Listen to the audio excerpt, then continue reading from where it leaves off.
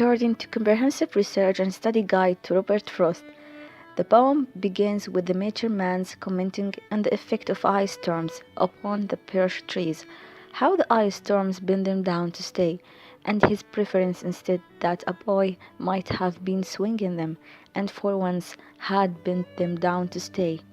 Frost then proceeds to describe the kind of boy who is a swinger of birches.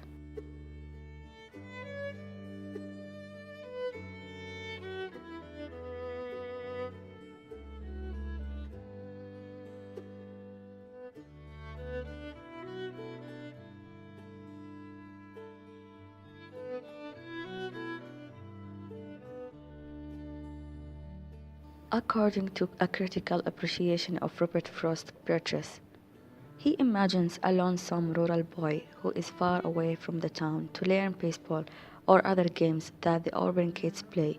To kill his boredom, he sets on to conquer the trees on his yard. He climbs each one of them and by riding down them over and again took the stiffness out of them. The critical appreciation journal explains that the tree connects heaven and earth. Birch tree can be considered as a symbol of the poet's craft. Poet is a very much a worldly man, connected to the hustle and bustle of the daily life. When the life gets difficult, he has always an option to fall back to his craft. He can leave the real world behind and fly away from it using his imagination. His imaginative faculty gives him an option to escape from the real world at will.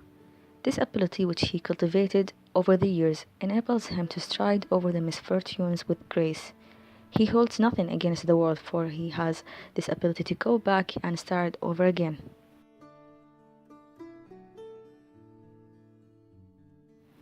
In general, the speaker wants to tell us that when life becomes harsh and going gets difficult, he wishes he could escape to somewhere for a bit, to come back and start anew, just like a swinger of birches.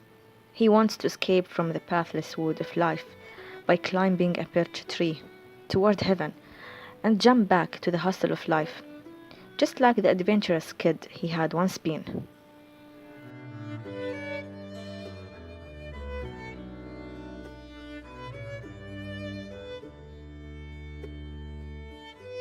According to critical companion to Robert Frost, a literary reference to his life and work, the speaker is almost stopped short by truth breaking in.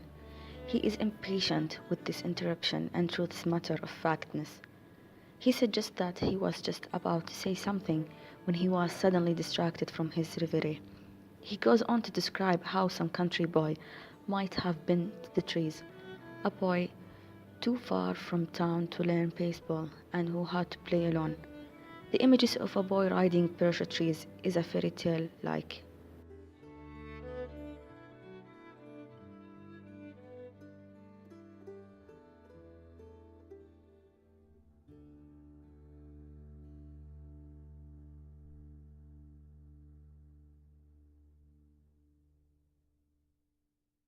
The mature speaker of Birches knows how to use natural fact to reach its uppermost limits, to climb toward heaven till the tree could bear no more, but then to accept the end of the trip and be returned by the tree in a kind of cooperative effort. The imagination here again asserts its freedom and autonomy by dominating natural fact, but then, refreshed by that flexing of imaginative muscle, it comes back to natural fact to begin over, now willing to accept the different but also almost incredible freedom, as Frost puts it elsewhere, of being enslaved to the hard facts of experience. The poem begins with the clear understanding that the trees the speaker sees have been bent down by ice storms, not by a boy swinging on them, as the speaker would prefer to believe. Frost describes the storms in images of chilling beauty that suggest an immense power in the weather capable of bringing down, quote, the inner dome of heaven, end quote.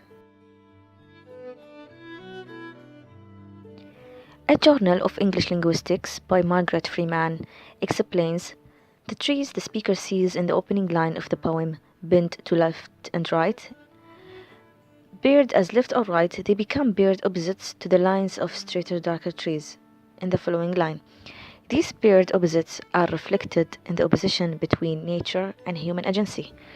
As the speaker contrasts the different results ice storms and boys can have in bending the trees. Unlike the ice storms of nature, which bend the birches irreversibly, the boy swinging of birches restores them to their upright position as they launch the boy through the air to the ground. The quote, "So was I once a swinger of birches," end quote.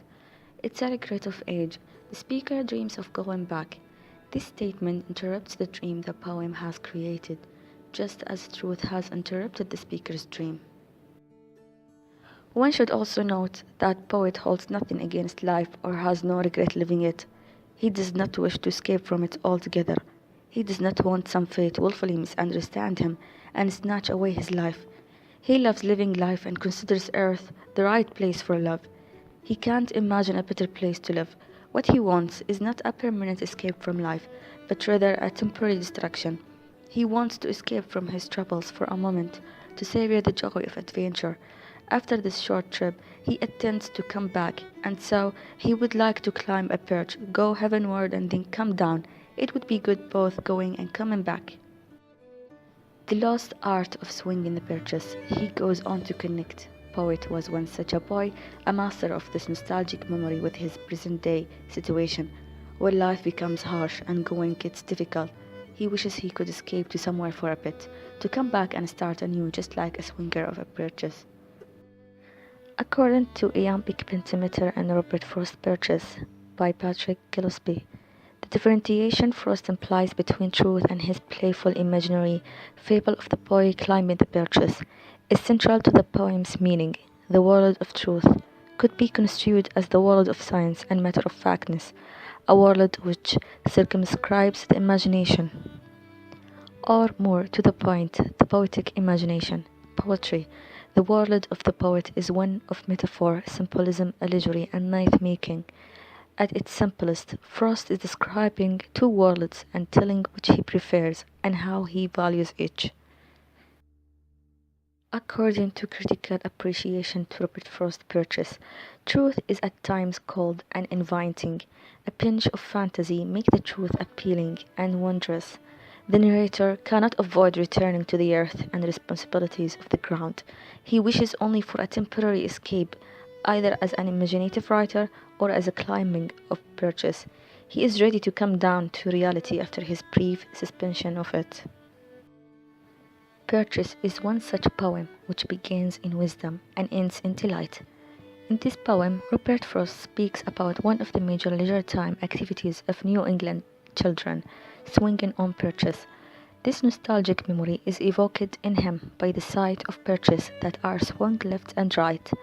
The poet loves to think that the birches had been swung that way by the mischief of some adventurous kid.